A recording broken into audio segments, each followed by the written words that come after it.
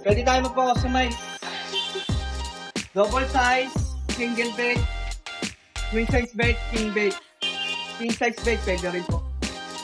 Okay, magandang araw po sa inyo, mga po, madam.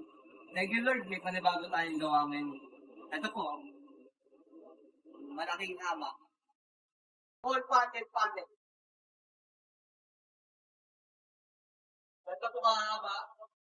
Ito kataas. Okay po, thank you po kay Madam Alex Martin na taga Rabago. At nagpa-customize sa atin ng ganito kalaking gama. Queen size bed. Okay, may footboard. Ito, ang footboard niya. Merong wall panel headboard. Ang height 7 feet. Ang lapat nitong headboard ay 94 inches. Bali, almost 8 feet lang. Okay, itong bed na to, i-assemble natin sa area niya. Dahil yung bahay nila, Madam Alex, third floor po. Masikip po yung hagdanan na pag-aakitan. Ito po, nakahiwalay-walay po ito. Ito footboard nakahiwalay. Ito pong bed frame nakahiwalay din. Bali, doon po natin i-totamilyo. Doon po natin i-assemble. Itong kama niya. Yan. Okay? Pakita natin to. Pakita po natin, no? Makapal po yung foam. Chanel yung design. Yan, no?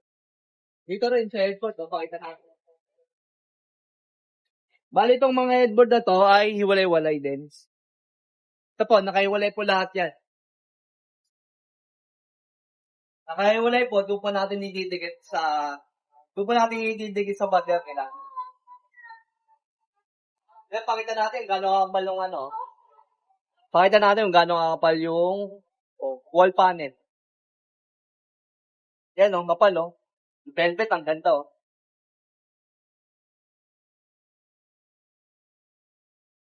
Okay, ang pinili niyang tela, ito po, oh. Pay walnut. Ganda ng velvet na to, makapal. Okay. Pwede tayo magpa-customize. Double size, single bed, queen size bed, king bed. King size bed, pwede rin po. Okay, thank you po kay Madam Alex na nagpagawa sa amin na nagtiwala. Thank you po.